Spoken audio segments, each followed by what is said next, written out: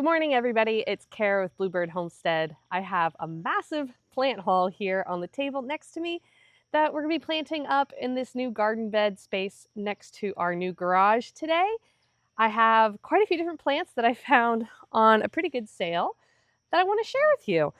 I've been wanting to get some other perennial items to add to this garden bed landscaped area. In case you didn't know, we've been making this new landscaped bed here next to our garage. Currently, it's mainly roses with a couple little perennial items and some evergreen shrubs and hydrangeas. But for the most part, there's still a lot of dead space that we can fill in with more plants. I stopped by a local nursery the other day, as you know, you have to do whenever you're in the area, and they had a really good sale going on. A lot of the plants you see on the table here next to me were at a really good discount. Some were $5 each, some were 2 for $5, and some were 10.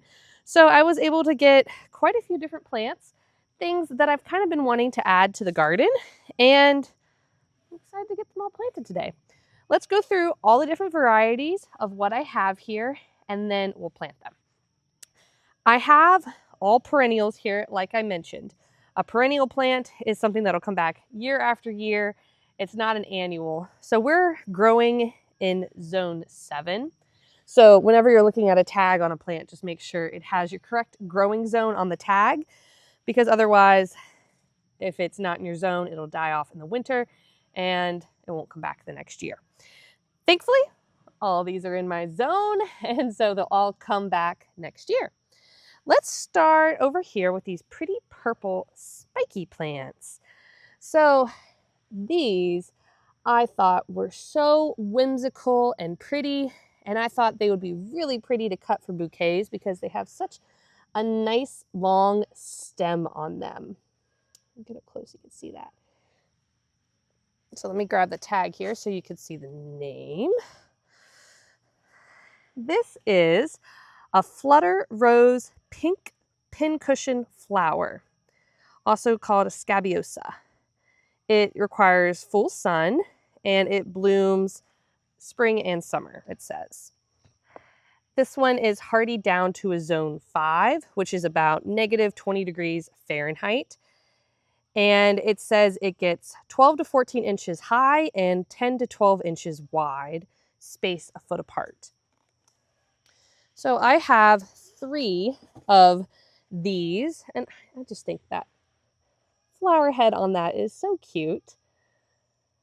We did get a very heavy rain last night, so some of the flowers got a little damaged, but they're all got a good soak of water anyway. You can see some of them completely lost all their petals, but there's still enough on here to show you that are really pretty, and I just love that. In this tray with some more purple interest, I have some Nepida. Now I have Nepida growing in a few other spots around my house already, and I wanted to add some more to this garden space. So this is Cat's Meow Nepida. Let's flip over the tag and read it here. Height of 17 to 20 inches, spacing 24 inches, and hardy zones 3 to 8, down to -40 degrees Fahrenheit. Now, the Nepida I have around my house, the hummingbirds absolutely love. It seems like no matter what time of day I go over there, hummingbirds are always on this plant of mine. And bees, of course, and butterflies and everything. And I like how the stems on this also get really long and are nice to put in bouquets as well. Let me go show you the other Nepida I have next to my house so you can see what it looks like fully grown, because it's just right over here, just about 2 steps away. So this Nepida I have planted here is a little smushed because the dog was laying in it the other day, but all along this window well here, right on cue, all along this little section here, this is all Nepida. And you can see this is one plant from here to about there. And it just has those pretty purple bloom spikes on it. Now this one has been cut on pretty hard and it's kind of starting its second flush here. It is definitely more purple, or was more purple a couple weeks ago. It does go through a little bit of a cycle where it puts on a flush, and if you cut it back, it'll bloom again. So that's kind of nice that you get 2 blooms for the season. It doesn't just die back and look ugly after it blooms. So I have 2 of that Cat's Meow Nepida. And this also is a full sun loving perennial. That Nepida I have next to my house gets afternoon shade, and it still does perfectly fine. So I would say that's like half sun in that spot right there, because it gets shade from probably 2 o'clock on for the rest of the day. And it's happy there too. So they also, not going in this bed, had herbs and vegetables for $1 a piece. So I picked up another basil plant. Moving on to some other plants here on the table. So my husband, one of his favorite flowers is the Shasta Daisy. And they had Shasta Daisies 2 for $5. So I picked up quite a few of these. Now the Shasta Daisy, as you can see, is just a beautiful yellow centered with vibrant white petal daisies. Your classic daisy, I feel like, when you look at it. This particular variety of Shasta Daisy is called the Lucille White Shasta Daisy. It's also a perennial. Like I mentioned, all these are perennials. Hello, sweet girl. This one, 12 to 18 inches high by 12 to 18 inches wide. Hardy down to a zone 5 as well. And some of the plants that I got, I hope they spread a little bit and fill in the area nicely, and maybe even self-sow themselves somewhat. So let's see, how many Shasta Daisies did I get? I think I have 3 or 4 here. I may have gotten 3 or 4. 1, 2, 3, 4. Okay, 4 of the Shasta Daisies. Then I got another one that looks kind of like the Shasta Daisy, but look at those petals. They're more fringy looking to me. This is also a daisy, just a slightly different variety. Let's see, put the Shasta one right next to this one. You can see the difference on that. This one, let's find the tag here, is called the Amazing Daisy, Daisy May. This one gets 12 to 24 inches high and spaced 10 to 14 inches apart, hardy zones 5 through 9. And I think I only have 2 of these. Let's see, how many do I have? No, I have 3. Okay, so I got 3 of the Daisy Mays. The next flower variety here I have is called Spin Top Mango Blanket Flower. Isn't that so pretty? Look at the petals on that. I hope it comes across well on camera, because I just think it looks like it almost glows in person. It has kind of a brighter yellow edging to the petal, and then it goes darker as it gets towards the center. This one says large, vibrant blossoms, dark green foliage, and a long blooming season. Great for a sunny border or a cutting garden. Heat and drought tolerant as well.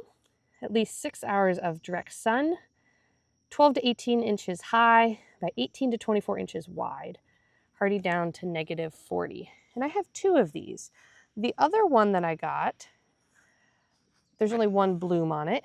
This one, the petals look almost completely yellow. Whereas this one, it has the variegated lighter yellow on the outside and then the more orange towards the middle.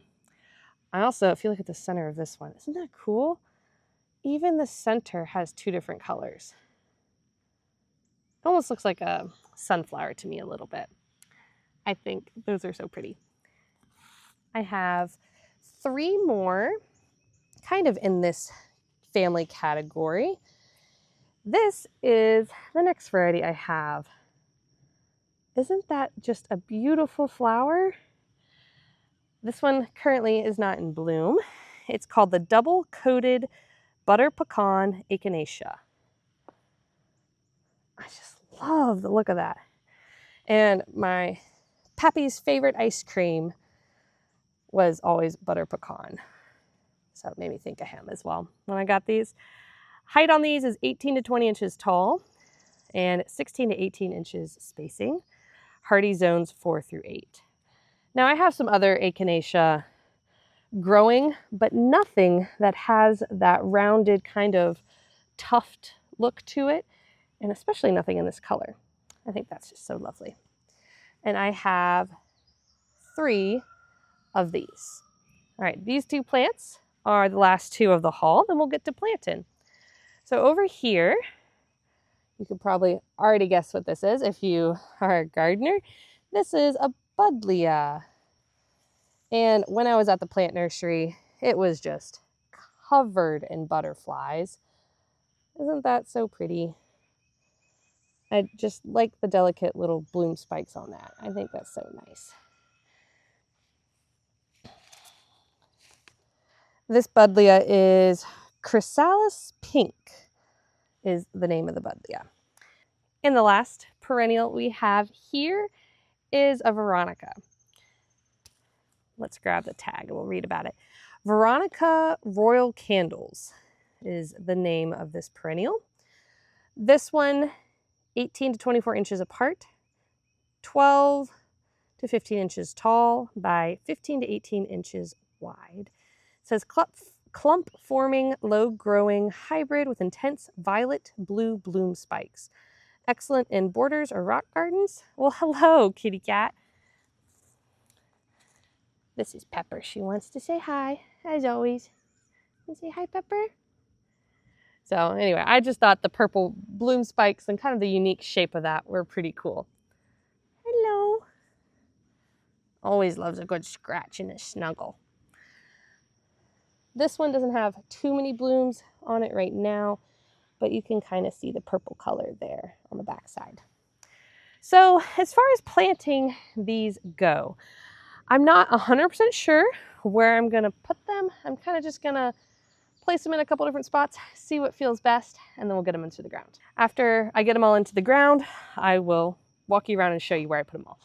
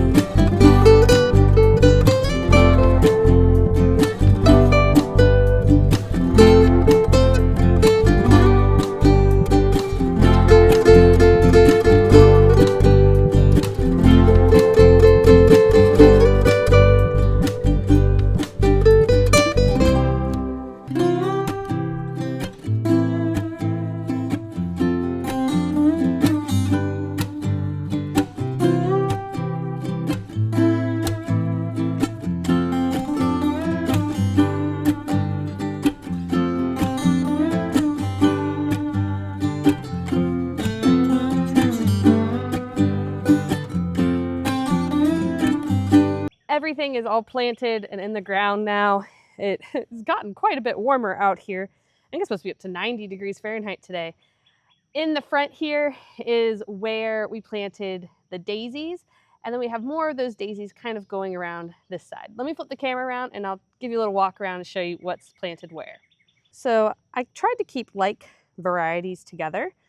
So this daisy that has the more frilly petals, all three of those are clumped right here. And then wrapping around the corner, the other daisies are here and kind of looping around. I'm hoping that these will self-seed themselves and spread and kind of fill in this area more. This rose is a white, pale yellow rose, and most of these roses here in this little section are white and yellow. So I was trying to stay with that theme consistently. So this is where the butter pecan echinacea are planted, in between some yellow and white roses. This rose here is white, and then this one in front is a yellow. Then those two really pretty orange flowers are right there. Then wrapping around, let's go back over on the path. We'll do this side first, then we'll go to the other side. I put the Nepida kind of right here next to the path. It's pretty close, but it kind of mounds, and I want it to hug the path a little bit, so I think that'll look nice. Then the Buddleia is over there in that corner, kind of tucked in the back, and the Veronica is right there. Then if we wrap around to the other side, the Scabiosa is here on the other side of the path, and that's it. I think it all looks really nice, and I'm excited to see it all come together and grow and fill in over the next coming months and years. I'm excited for the space. I think it's going to look really beautiful. Thanks for watching. Hope you all have a wonderful rest of your day. Bye, y'all.